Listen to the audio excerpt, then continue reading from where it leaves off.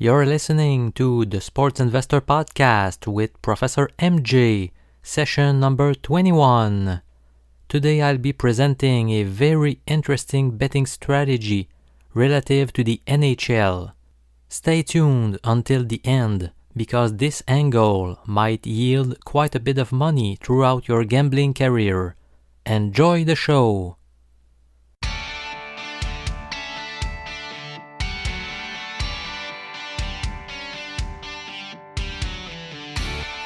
Welcome to the Sports Investor Podcast, where it's all about smart sports betting. Here is your host, Professor MJ.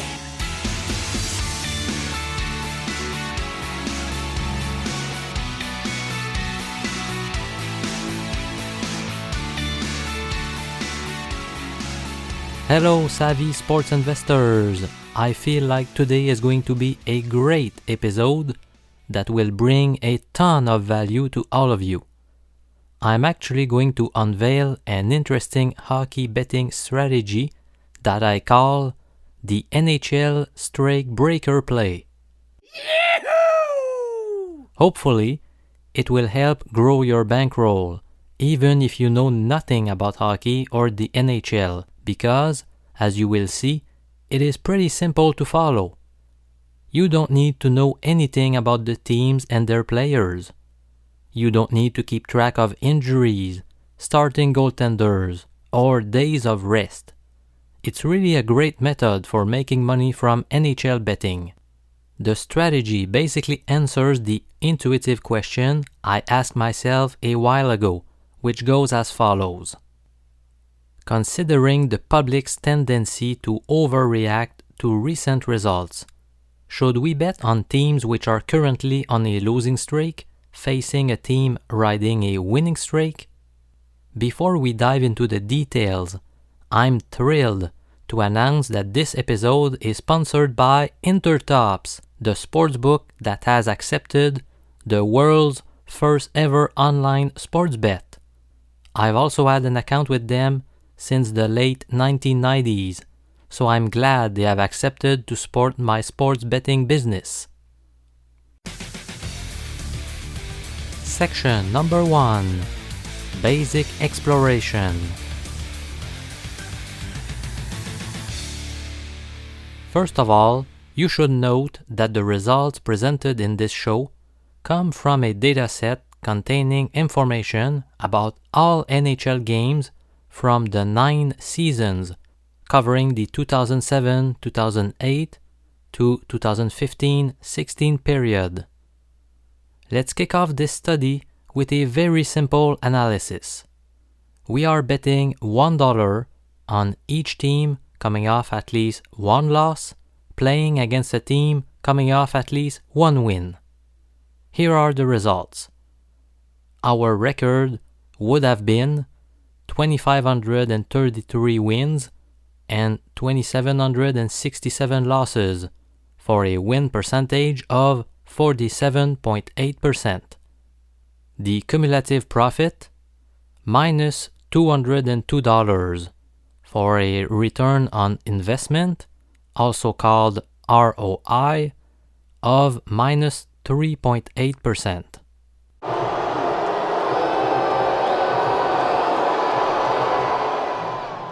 To put these numbers in perspective, how much money would we have won or lost from using the opposite strategy, meaning betting on teams coming off at least one win, facing a team coming off at least one loss? The answer is minus $181 for a ROI of minus 3.4%. As you can see, the initial suggested strategy is not doing any better than the opposite plan. We are not off to a good start, but please hang on because the sun is about to shine. From now on, I will use odds with reduced juice. In my dataset, when two teams were evenly matched, the juice was 20 cents. For example, minus 110 versus 110 in American format, which is the equivalent of 1.91 lines in decimal format.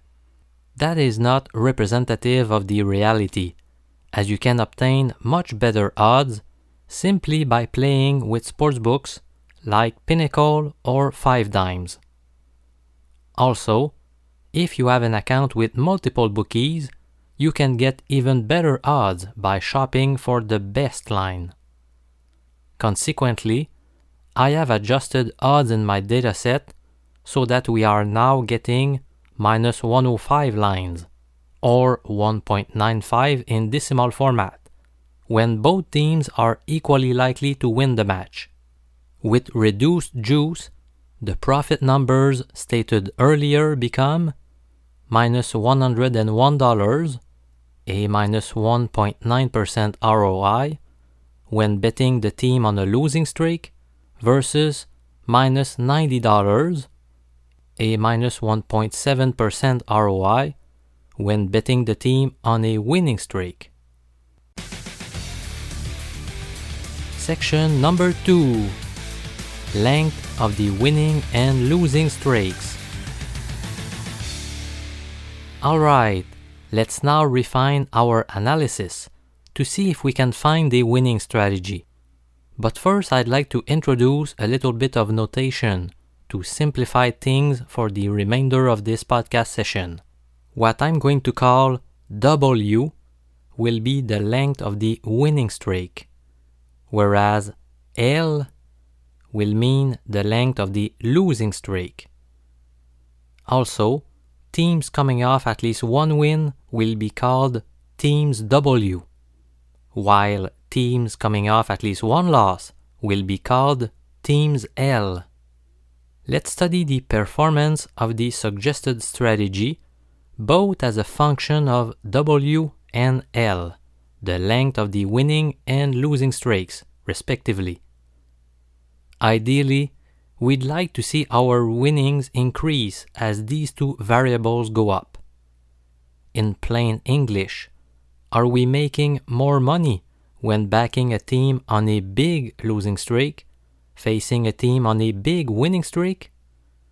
Let's start by focusing exclusively on the performance of the suggested strategy as a function of W, the number of consecutive wins by the team we are betting against, also called fading. You can check out the full results on my blog post by heading to my website, professormj.com, go to the podcast section, and click on episode number 21. But let me summarize here. Most of the damage is done when fading teams on a one-game winning streak.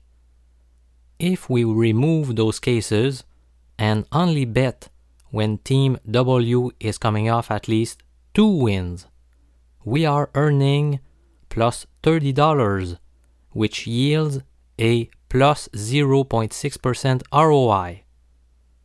Such a return on investment is very small, but at least we are not losing anymore. We're talking about a very simple strategy here. Bet teams coming off at least one loss, facing a team coming off at least 2 straight wins. That's it. Let's turn our attention to the performance of the suggested strategy as a function of L, the number of consecutive losses by the team we are backing. Again, the detailed numbers are shown in my blog post, but let me give you a quick overview. We observe a similar pattern to the one we saw earlier, where the vast majority of the losses occur in the first row.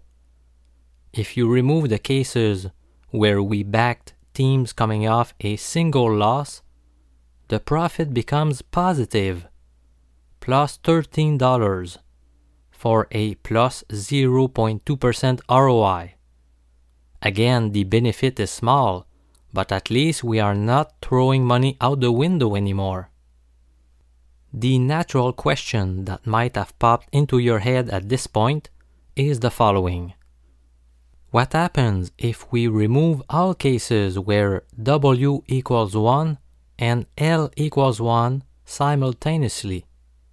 In other words, what is the performance of the strategy consisting of betting teams coming off at least 2 straight losses when playing against a club riding a winning streak of at least 2 matches? The answer? 662 bets won, 708 bets lost, a 48.3% success rate on a total of 1,370 games, with a plus $52 profit for a plus 3.8% ROI.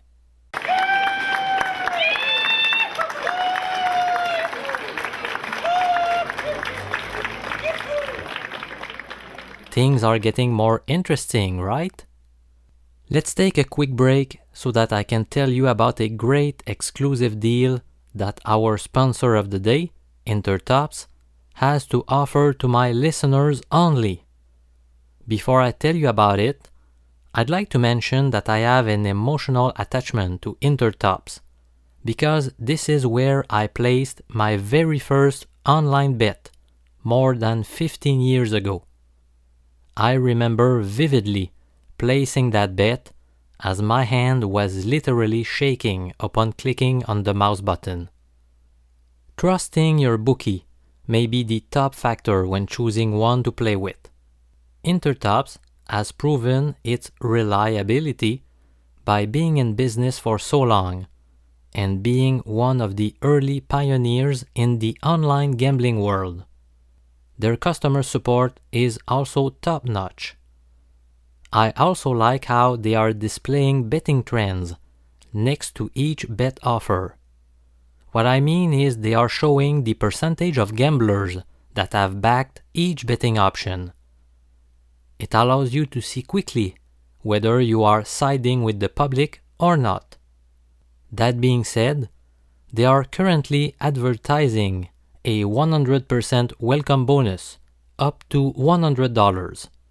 However, if you enter promo code PROFESSOR when signing up with them, they will give you a 100% bonus, but this time up to $500. This offer is open to my listeners from the US, Canada, and Australia, and is valid until the end of the year 2018. So I invite you to take advantage of this nice offer. Again, you just need to enter promo code PROFESSOR. Section number 3. The road-home split. I have read an article online claiming that betting all visiting teams over the last 10 years led to a ROI of minus 0.7% as opposed to minus 3.1% when betting all home teams. I figured I would check if our strategy leads to better returns when backing road versus home teams. Let me reveal the general conclusion right away. The road-home split does not affect the results at all. Let's start by showing the performance of the initial idea, which recommended backing any team coming off a loss when facing a team coming off a win. When the backed team was on the road, the profit was minus $41. When the backed team was at home, the profit was minus $60. As you can see, the results were equally bad in both cases. How about the road-home split of our latest recommended strategy, which claims you should back teams who have lost at least 2 games in a row versus a team riding a winning streak of at least 2 games? Here are the results. When the backed team was on the road, the profit was plus $30.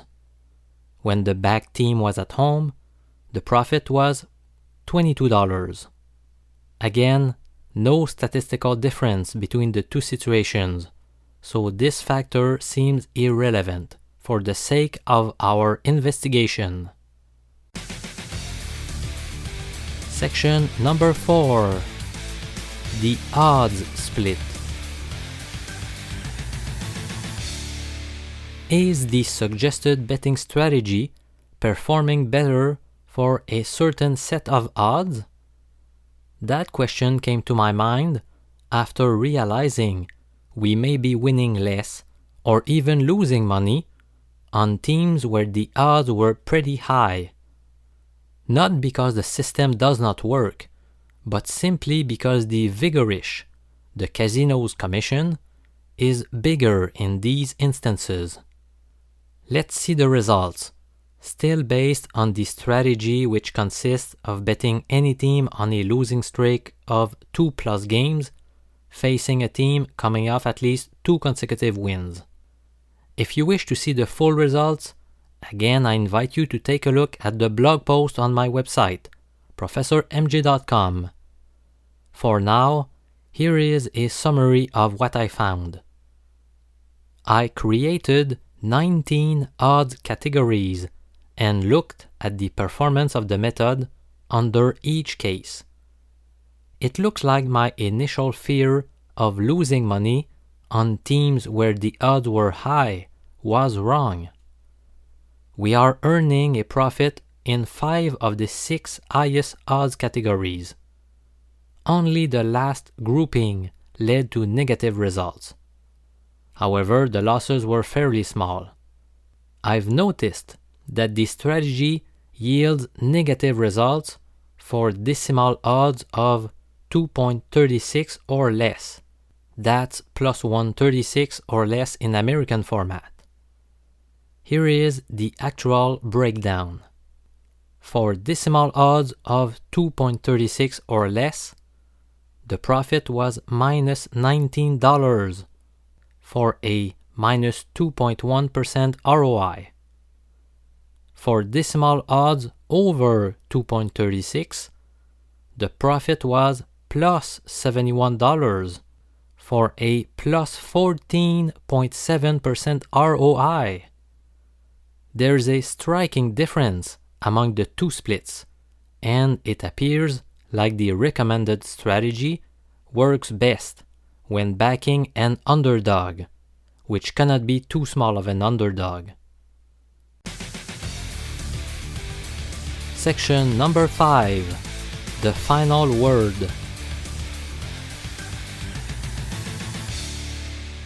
Here is a summary of the betting strategy called the NHL Strike Breaker Play. Bet all NHL teams coming off at least 2 straight losses when facing an opponent coming off at least 2 consecutive wins, but only if the decimal odds are 2.37 or above, which is plus 137 in American format. The estimated ROI, return on investment, on such bets is plus 14.7%.